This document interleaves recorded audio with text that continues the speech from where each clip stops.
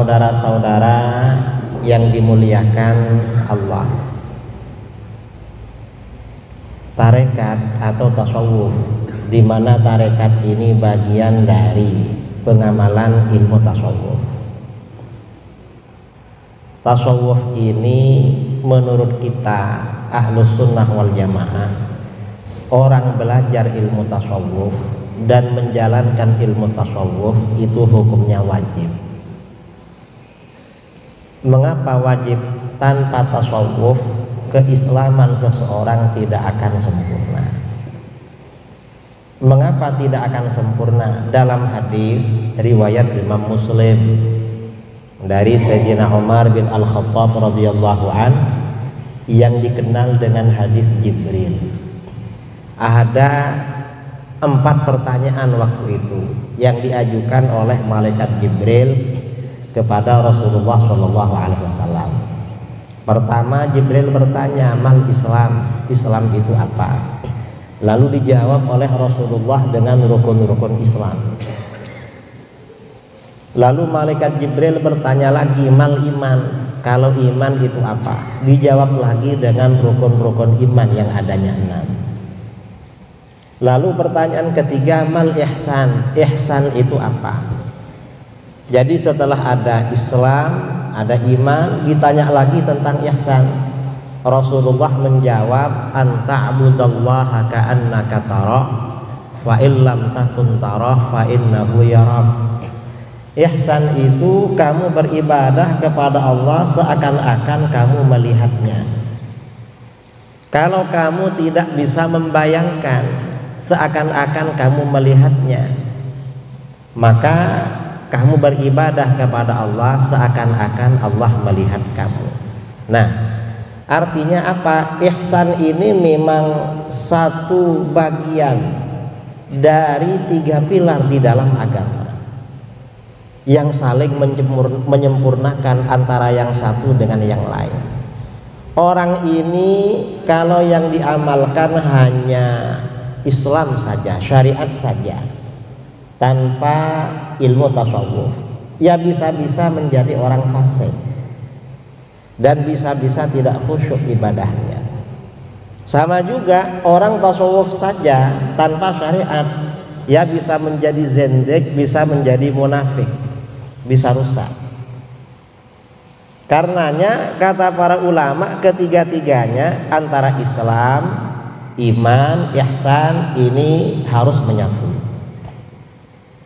Nah, kajian tentang Islam ini biasanya kajian tentang Islam, hukum-hukum syariat ini biasanya diperankan oleh para ulama ahli fikih, para ulama fuqaha. Para ulama fuqaha ahlinya di dalam ini, di dalam masalah syariah atau ilmu fikih. Di dalam fikih, kita umat Islam di Indonesia sudah barang tentu mengikuti mazhabnya Imam Asy-Syafi'i. Kemudian kajian di dalam masalah keimanan ini menjadi fokus kajian para ulama ilmu akidah. Di dalam akidah kita mengikuti mazhabnya Imam Abul Hasan Al-Asy'ari, Ahlus Sunnah wal Jamaah di Indonesia. Nah, kajian di dalam ihsan ini menjadi fokus perhatiannya para ulama tasawuf, para ulama akhlak, dan mereka rata-rata para ulama tasawuf. Kemudian kita di negeri kita tasawufnya bermacam-macam, tarekatnya bermacam-macam. Kalau di dalam ilmu tasawuf kita ini Ahlus Sunnah sepakat mazhabnya Imam Junaid Al-Baghdadi. Karenanya kata Imam Tajuddin Ibnu Subki, wa anna tariqatal Junaid tariqun muqawwam. Dan sesungguhnya tarekat tasawufnya Imam Junaid Al-Baghdadi adalah tarekat atau jalan yang tegak dan lurus.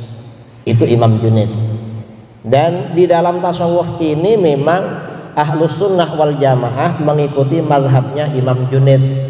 Karenanya Imam Junaid di dalam kitab-kitab tasawuf diberi gelar Syekhut Taifah As-Sufiyah, tuan guru golongan sufi.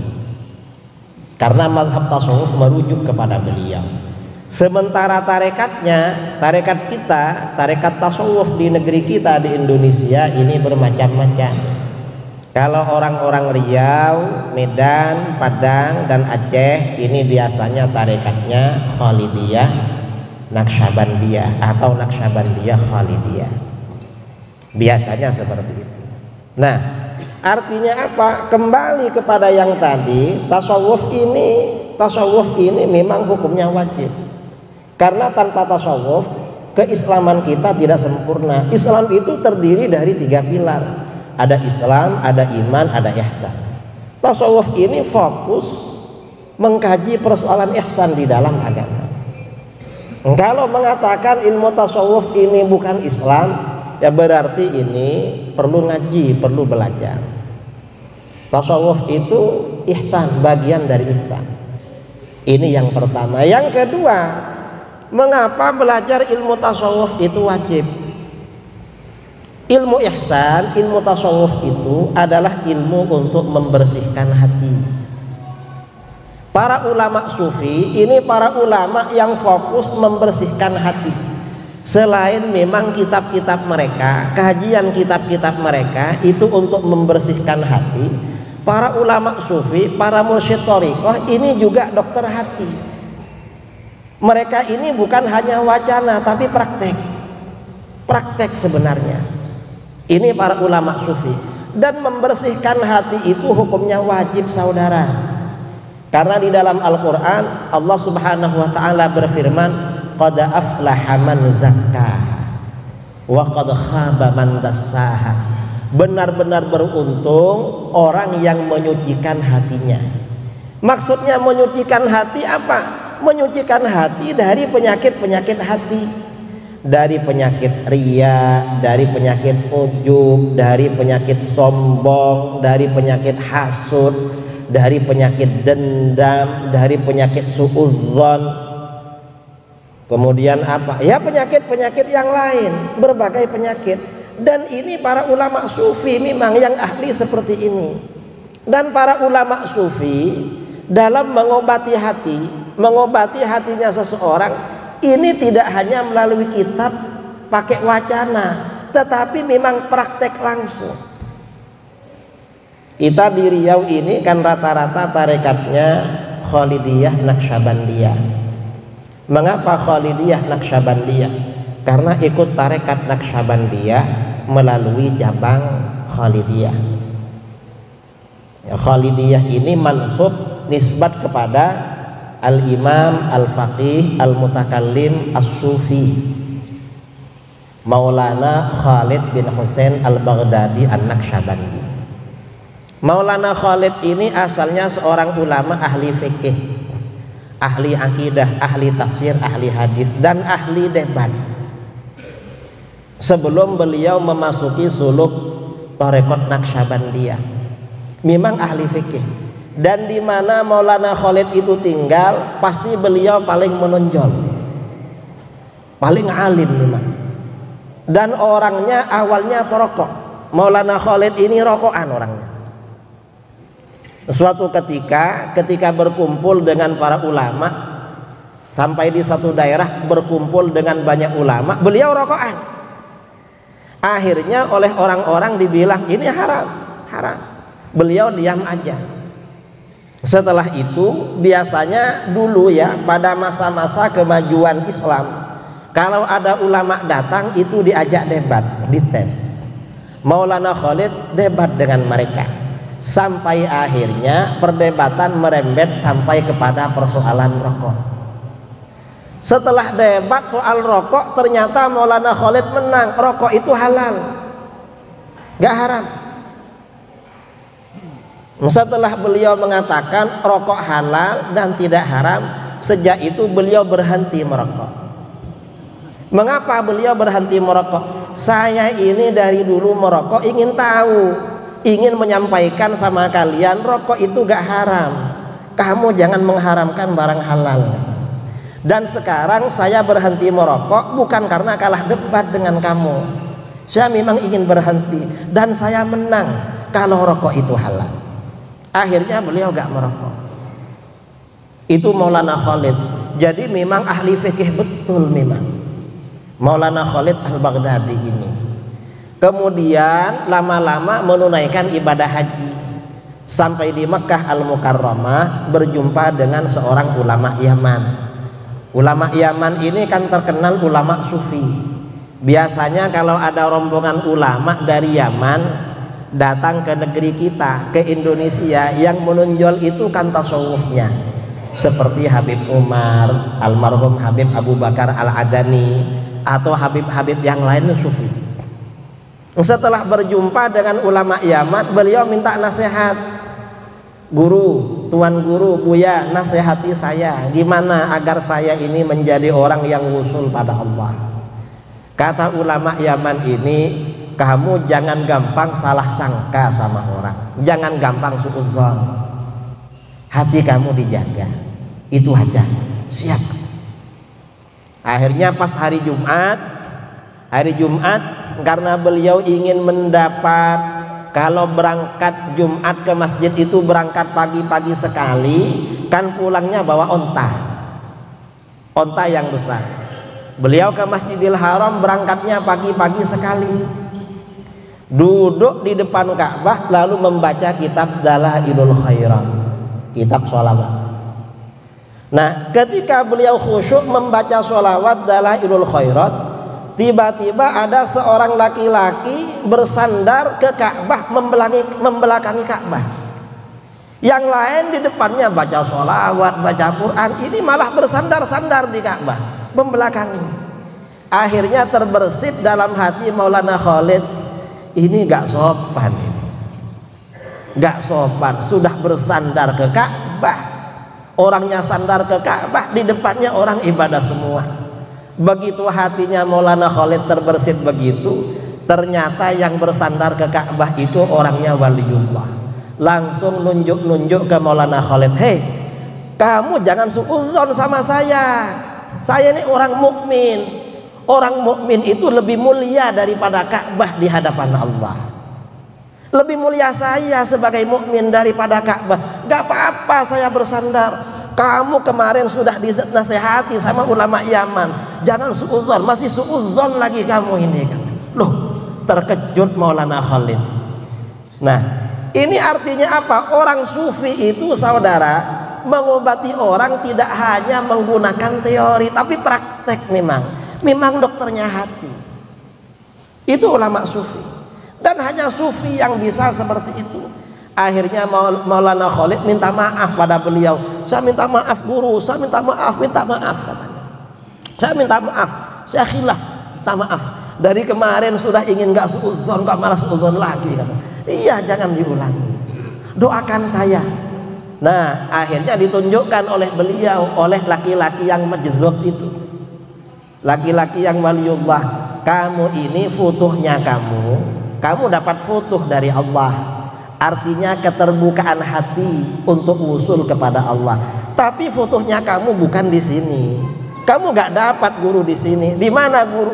Kamu ke India. Akhirnya beliau Maulana Khalid Al-Baghdadi berangkat ke India, menjadi pengikut tarekat Naqsyabandiyah. Nah, ini artinya apa? Ulama sufi ini, saudara, memang para ulama sufi ini para ulama yang fokus dalam kajian ilmu tasawuf. Dan ilmu tasawuf para ulama sufi ini untuk membersihkan hati. Para ulama sufi dalam membersihkan hati tidak hanya sekedar teori saja, tetapi bagaimana mereka juga praktek langsung. Dengan melihat itu tahu apa penyakit hati muridnya, penyakit hati orang yang ada di depannya itu tahu, langsung diobati. Itu para ulama sufi. Dan mengobati hati dari penyakit itu hukumnya wajib. Karena yang beruntung di dalam Al-Quran, qad aflaha man zakkaha, benar-benar beruntung orang yang menyucikan hatinya. Kalau hatinya gak suci, gak beruntung, saudara, walaupun rajin beribadah. Banyak orang rajin beribadah, sementara di sampingnya tidur-tiduran. Yang tidur-tiduran itu yang diterima oleh Allah. Yang beribadah gak diterima. Mengapa? Yang beribadah hatinya tidak bersih. Ini bukan berarti mengajak kita tidur-tiduran, enggak. Karena banyak berzikir kepada Allah itu sangat berpengaruh untuk membersihkan hati. Kadang-kadang orang-orang di luar ahlus sunnah wal jamaah rajin ibadahnya, tapi hatinya kotor, rajin ke masjid, hatinya kotor, karenanya gak bisa diterima oleh Allah. Dan ini ulama sufi yang seperti itu. Karenanya Islam di negeri kita ini tersebar luas. Mengapa penyebaran Islam di negeri kita ini sangat sukses? Penyebaran Islam di negeri kita ini memang melalui para ulama sufi. Para ulama sufi ini memang ya, selain mereka ahli riyadhah, ahli wirid, ahli berdoa, orang-orang sufi itu rata-rata ikhlas karena hatinya bersih. Bermodal keikhlasan itu mereka, para pendahulu kita, leluhur kita, para ulama sufi dulu ini berhasil mengislamkan bangsa Indonesia sampai pada 90%. Coba setelah mayoritas bangsa kita ini Islam, tidak dijajah oleh Portugis, gak dijajah oleh Belanda, mungkin Asia Tenggara ini muslim semua saudara. Karena setelah tinggal sedikit, tinggal beberapa persen, penjajah datang ke negeri kita, dan itu takdir dari Allah, walaupun harus kita lawan gitu. Akhirnya sisa-sisa bangsa kita yang tidak sempat diislamkan malah dikristenkan oleh orang-orang Belanda, orang Portugis dan orang-orang Barat. Ini Islamnya bangsa kita ini dari para ulama sufi. Karena para ulama sufi itu memang pejuang dan orangnya ikhlas-ikhlas. Dan bukan hanya di negeri kita, bahkan di negeri-negeri yang lain seperti di Afrika. Di Afrika itu Islam juga disebarkan oleh para ulama sufi. Para ulama sufi ini menyebarkan Islam itu gampang, cukup modal keikhlasan. Perjuangannya karena bermodalkan ikhlas gampang diterima oleh masyarakat. Ini yang kedua. Jadi bahwa mengikuti ajaran tasawuf itu wajib, karena ajaran tasawuf itu adalah ajaran untuk membersihkan hati. Sedangkan membersihkan penyakit hati itu hukumnya wajib. Kemudian yang ketiga, tarekat sufi. Pengikut tarekat atau sufi. Mengapa diwajibkan oleh para ulama?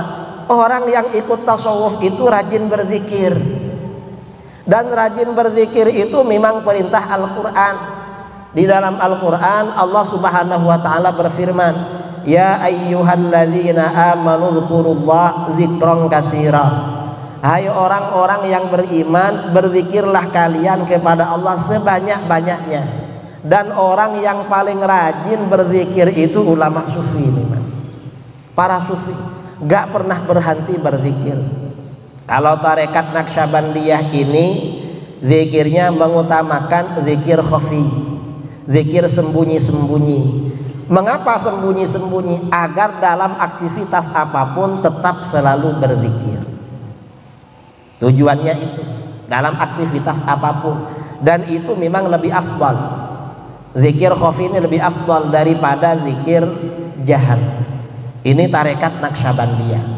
Dan memang yang rajin dan istiqomah melakukan zikir ini orang-orang sufi. Di luar sufi gak bisa seperti itu. Nah, orang-orang yang gak suka zikir ini membid'ahkan orang yang zikir. Ini salah alamat namanya. Sekarang ini untuk membid'ahkan orang yang melakukan kemaksiatan gak kurang. Karena sekarang ini karaokean ramai, dangdutan ramai, koplo ramai, yang maksiat-maksiat ramai.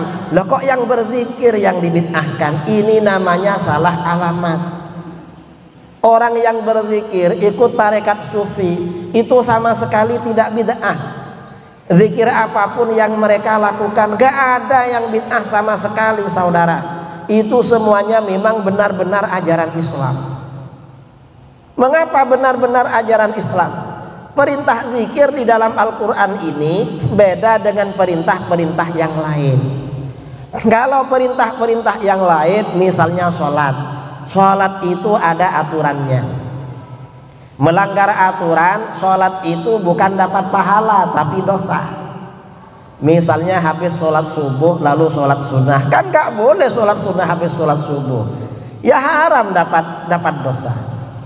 Atau misalnya sholat mestinya 2 rakaat ditambah 1 rakaat, kok 3 rakaat, nanggung 2 rakaat, biar tak kasih 1 rakaat lagi sholat subuh, haram malah. Itu kalau sholat. Puasa juga begitu. Puasa itu ada aturan-aturannya. Misalnya hari tasyrik, hari raya gak boleh puasa. Kalau dilanggar bukan dapat pahala tapi dapat dosa. Kalau zikir ini beda. Zikir ini memang termasuk perintah ibadah paling bebas. Apapun kita zikir, itu gak apa-apa kalau zikir itu, karena perintah bebas memang. Jangan dibid'ahkan. Zikir ini mau bersama-sama, mau sendiri-sendiri, mau teriak-teriak, mau pakai suara keras, pakai suara pelan, terserah. Mau sambil berdiri gak apa-apa zikir, yang penting berzikir. Karena zikir ini memang aturannya tidak ketat seperti perintah ibadah-ibadah yang lain. Ini zikir. Beda dengan yang lain. Nah, ini mengapa? Apa rahasianya sebenarnya, saudara? Ada kelompok ya. Karena ini perlu diterangkan ya. Sebagian kelompok yaitu Salafi Wahabi kadang membid'ahkan jamaah thariqah karena kalau berzikir sambil goyang-goyang. Loh, goyang-goyang itu kalau zikir gak apa-apa. Yang gak boleh itu kalau goyang-goyang itu nyanyi dangdut. Itu gak boleh memang. Kalau zikir memang diperintahkan walaupun sambil goyang-goyang. Karena dalam hadis sabda Rasulullah SAW, aksiru zikrullah hatta yaqulu innaka majnun. Perbanyak kamu berzikir pada Allah sampai orang-orang bilang atau orang munafik bilang bahwa kamu orang gila. Berzikir ini memang diperintahkan sebanyak-banyaknya. Dari banyaknya zikir sampai-sampai kita dianggap gila. Orang itu kalau baca zikir biasa-biasa, misalnya pegang tasbih aja, gak dianggap gila sama orang. Tapi kalau sampai goyang-goyang baru dianggap gila. Jadi gak apa-apa zikir goyang-goyang itu, yang penting goyangnya zikir. Ini disalahkan oleh kelompok. Rahasianya yang perlu kita tahu. Mengapa kelompok ini membid'ahkan thariqah, memerangi thariqah tasawuf, orang Salafi Wahabi? Ini sebenarnya agenda barat, agenda orang-orang kafir dari barat. Agendanya bagaimana? Orang barat itu tahu bahwa yang berperan besar dalam penyebaran Islam itu para jamaah thariqah, orang-orang pengikut tarekat. Karena orang-orang pengikut tarekat ini yang berperan dalam penyebaran Islam, maka bagaimana tarekat ini agar dihancurkan? Menghancurkannya bagaimana? Harus melalui orang Islam sendiri. Maka dibuatlah oleh mereka yang namanya aliran Salafi Wahabi. Salafi Wahabi ini memang terindikasi itu memang buatan orientalis dari Inggris.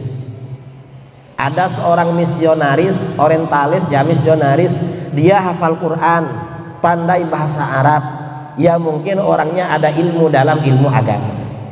Namanya Mr. Hamper, melakukan spionase penyamaran ke Jazirah Arab, lalu dia berhasil mempengaruhi pendiri Wahabi Syekh Muhammad bin Abdul Wahab. Salah satu programnya, karena yang berhasil mengalahkan Barat, Eropa waktu itu pada masa Kesultanan Utsmani di Turki. Tentaranya Sultan Utsmani di Turki ini kan pengikut tarekat memang. Tarekat. Karena gurunya Sultan Muhammad Al-Fatih, Syekh Aqo Syamsuddin itu memang mursyid thariqah. Akhirnya tentaranya pengikut tarekat untuk perang kemana-mana. Akhirnya apa? Islam ini dihancurkan melalui tarekat tasawuf. Caranya bagaimana? Ya dibid'ahkan memang. Dibid'ahkan tasawuf.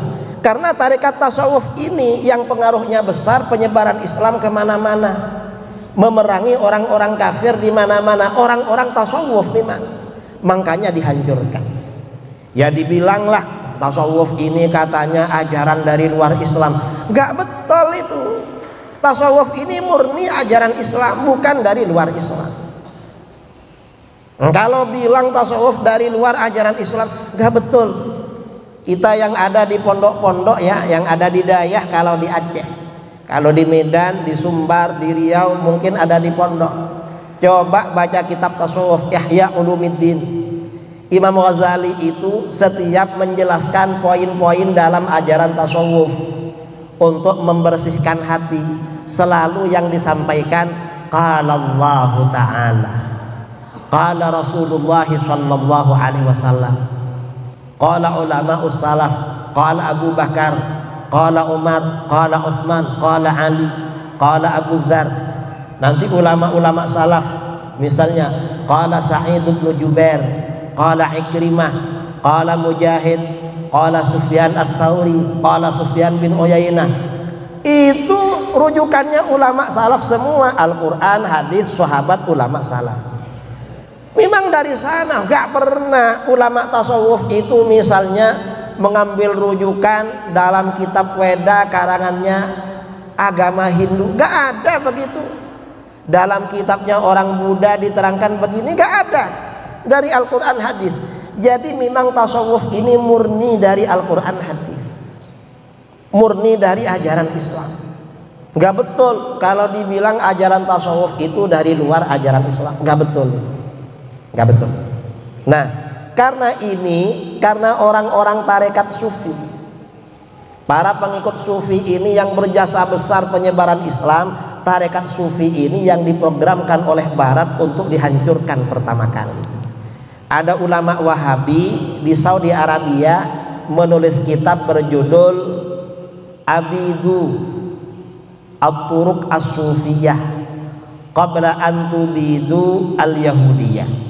Hancurkan tarekat-tarekat sufi sebelum kalian menghancurkan orang-orang Yahudi. Mengapa? Fa inna turuq as-sufiyah lubbul yahudiyah. Karena tarekat sufi itu adalah intisari ajaran Yahudi. Difitnah saudara. Kita ini dibilangnya intisari ajaran Yahudi, padahal yang ajarannya mirip ajaran Yahudi itu ajaran Wahabi. Kalau ajaran kita ini ajaran Islam Ahlus Sunnah wal Jamaah. Kita ini yang juga sering dikritik. Apa diantaranya dalam tarekat? Di dalam tarekat ini biasanya ada zikir bersama. Zikir bersama ini memang ajaran Islam, itu ajaran Al-Quran. Mengapa ajaran Al-Quran? Di dalam Al-Quran perintah berzikir, perintah beribadah, dan doa-doa yang dicontohkan dalam Al-Quran itu spiritnya memang kebersamaan. Pakai dhamir jamak. Selain pakai dhamir jamak, doa-doa di dalam Al-Quran spiritnya bersama. Misalnya ketika kita sholat, yang kita baca surat Al-Fatihah. Dalam surat Al-Fatihah itu ayat berikutnya iyyaka na'budu wa iyyaka nasta'in. Hanya kepadamu kami beribadah. Di sini menggunakan kata kami. Mengapa kami? Oh, ini berarti ibadah itu spiritnya bersama-sama. Atau orang yang lain dibawa di sini. Wa iyyaka nasta'in, dan hanya kepadamu kami memohon pertolongan. Ihdinas shiratal mustaqim, tunjukkan kami ke jalan yang lurus. Mengapa di sini kami?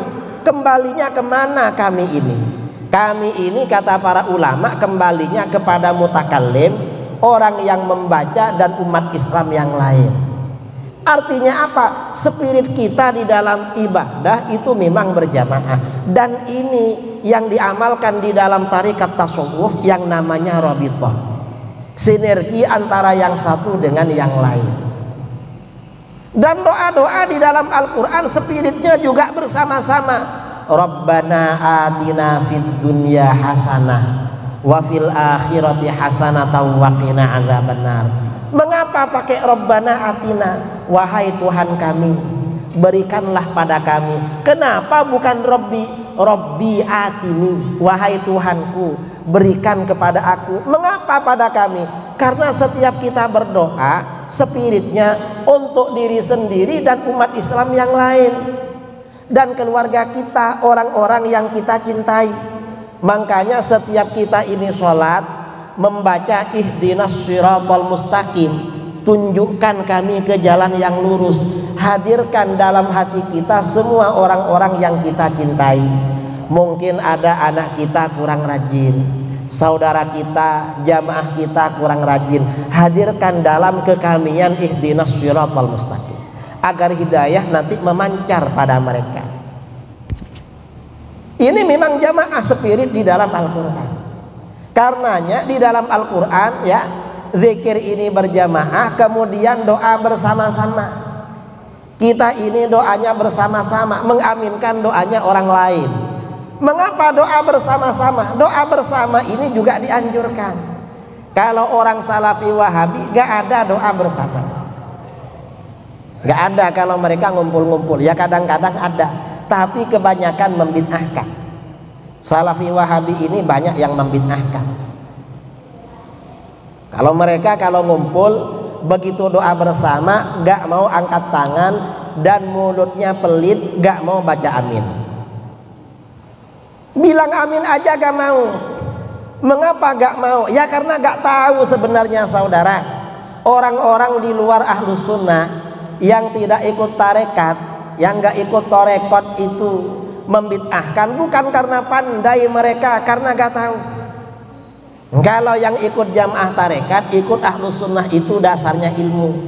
Mengapa di dalam tarekat tasawuf ada doa bersama? Pesan Rasulullah SAW dalam hadis sahih, la yajtami'u qaumun muslimun fayada'u ba'dun wa yu'amminul ba'dul akhar illa stajaballahu du'a'ahum. Tidaklah berkumpul orang-orang muslim lalu sebagian berdoa dan yang lainnya membaca amin, kecuali Allah mengabulkan doa mereka. Artinya apa? Doa bersama itu termasuk cara doa kita cepat dikabulkan. Berarti doa bersama hukumnya sunnah. Dan Rasulullah SAW pernah keluar dari rumahnya, ada sahabat berdoa, Rasulullah baca amin. Berarti mengaminkan doanya orang lain itu termasuk sunnah Rasul. Orang Salafi Wahabi nggak mau mengaminkan doanya orang lain. Kadang mereka sholat subuh bermakmum sama imam kita, imamnya baca kunut, dia pelit, gak mau angkat tangan, gak mau baca amin. Mereka ini walaupun jadi makmum buruk sekali saudara, karena gak ikut sama imam. Jamaah di kanan kirinya yang gak khusyuk menjadi jengkel. Siapa ini gak angkat tangan, gak baca amin?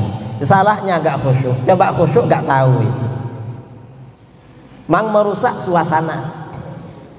Dan kemudian yang diamalkan oleh ulama sufi, doa bersama sangat istimewa. Istimewanya di mana? Doa bersama mengaminkan doanya orang lain ini termasuk khosois, termasuk keistimewaan umat Islam. Dalam hadis riwayat Imam Bukhari dalam Al-Adabul Mufrad, sabda Rasulullah SAW, ma hasadatkum al-yahud ma hasadukum ala tsnain assalam wa ta'min. Orang Yahudi tidak hasud kepada kalian seperti rasa hasud mereka yang memuncak pada kalian karena dua perkara. Ada dua perkara milik kita yang membuat orang Yahudi sangat hasud. Apa? Yang pertama ucapan salam. Kita ini berjumpa dengan kawan, assalamualaikum. Sebelum memulai ceramah, assalamualaikum warahmatullahi wabarakatuh. Coba kita gak ada assalamualaikum, kira-kira gimana cara memulainya? Kan gak bisa kan? Yang paling enak memang assalamualaikum memang. Nah orang Yahudi gak punya saudara seperti itu, gak punya. Ini yang pertama. Yang kedua, yang membuat mereka iri selain ucapan salam at-ta'min, ucapan amin. Amin ini artinya apa? Mengaminkan doanya orang lain. Artinya doa bersama mengaminkan doanya orang lain ini termasuk khosais, keistimewaan umat Islam, Islam. Dan ini yang menjalankan adalah ahlus sunnah wal jamaah, terutama para pengikut tarekat sufi. Doa bersama. Nah, orang-orang Wahabi gak mau doa bersama. Berarti kalau begitu mereka ikut sunnahnya Yahudi. Mengapa? Karena Yahudi gak punya seperti itu. Itu milik kita. Mereka gak mau baca amin. Ini yang diamalkan oleh tarekat sufi. Artinya amalan tarekat sufi ini memang paling top dalam Islam. Karenanya kata Imam Al-Ghazali, Imam Al-Ghazali ini awalnya ya ahli fikih, ahli ilmu kalam, ahli usul fikih, ahli debat. Orang ini kalau debat dengan Imam Ghazali harus siap-siap kalah. Karena hebat memang. Orangnya sangat rasional. Lama-lama bagaimana? Lama-lama setelah beliau ini mencapai puncak karir, menjadi ulama paling terkenal, paling hebat di Irak waktu itu, di kota Baghdad. Akhirnya beliau mikir-mikir, kira-kira yang saya peroleh ini bisa enggak membawa saya selamat di akhirat. Mikir itu. Setelah berpikir itu, akhirnya apa? Beliau akhirnya menjalankan tarekat tasawuf. Jadi memang orang yang alim itu yang rasional, lama-lama kembalinya tidak rasional biasanya. Mengapa tidak rasional? Ya bukan tidak rasional, artinya kembali kepada ajaran tasawuf. Contohnya seperti Imam Ghazali dan Maulana Khalid Al-Baghdadi.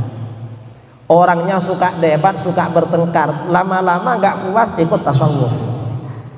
Lama-lama seperti itu. Itu Imam Ghazali. Nah, setelah Imam Ghazali ini menjalankan tasawuf, menjalankan ibadah tasawuf, kemudian apa? Beliau berkesimpulan bahwa kelompok ulama yang paling bagus, golongan yang paling mulia dan yang paling baik di dalam Islam adalah golongan tarekat tasawuf, golongan para ulama sufi. Ini kata Imam Ghazali. Memang orang sufi kata beliau. Karenanya akhirnya Imam Ghazali ini menyusun kitabnya yang monumental, fenomenal, yaitu kitab yang bernama Ihya Ulumuddin. Tapi Ihya Ulumuddin ini biasanya kalau di pondok-pondok untuk tingkat tinggi, di pondok-pondok untuk tingkat tinggi. Kalau tingkat menengah, kadang-kadang kitab beliau yang dikaji kitab Al-Arba'in fi Usuluddin, karena di bawahnya, atau kitab beliau Minhajul Abidin, Minhajul Abidin atau Al-Arba'in. Kalau tingkat dasar dalam pengamalan tasawuf dan ilmu tasawuf, biasanya kitab beliau Bidayatul Hidayah. Jadi setelah Bidayatul Hidayah ini tuntunan tasawuf tingkat dasar, naik pada tingkat menengah. Tingkat menengah bisa kitab Minhajul Abidin, bisa kitab Al-Arba'in fi Usuluddin.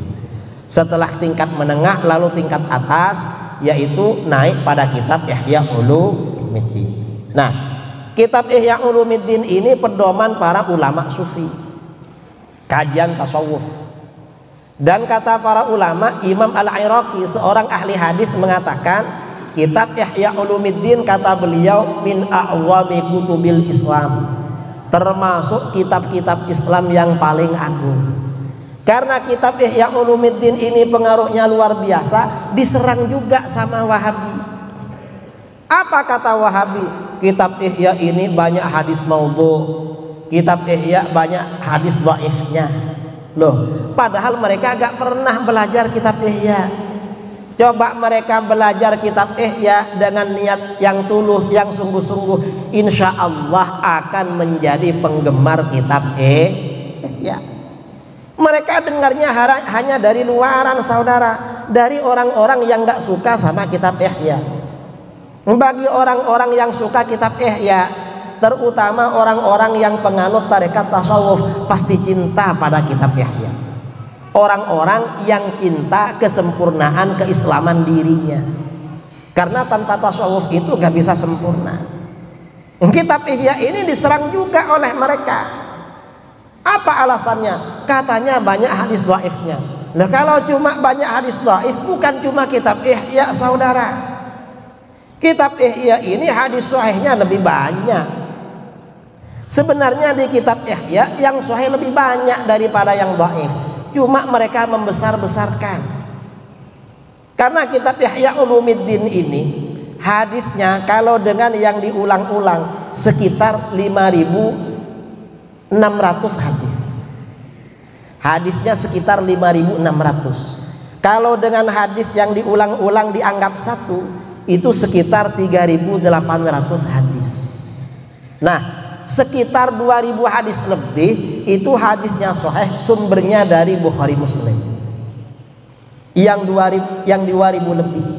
Berarti kalau 3.800 diambil 2.000, sisa berapa?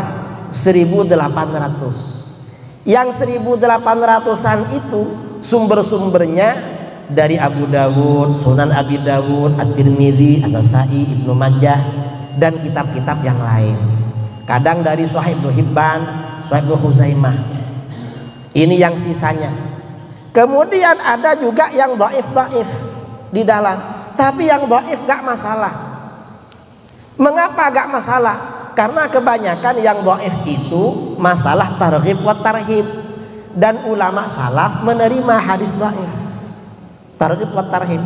Hatta Syekh Ibnu Taimiyah menerima hadis dhaif. Kemudian ada juga yang maudhu. Tapi yang maudhu gak banyak di kitab Ihya. Kitab Ihya Ulumuddin ini kalau diteliti, dikaji, yang maudhu sekitar 20 hadis. 20 hadis dari hadis jumlahnya 3.800 atau 5.600 kan sedikit, sangat sedikit. Coba bandingkan dengan kutubus sittah, Sunan Abu Dawud, Tirmidzi, Nasa'i, Ibnu Majah. Hadis maudhu'nya ada berapa? Maudhu'nya ada 60. Kecuali Sunan Nasa'i yang gak ada hadis maudhu'nya. 60, saudara.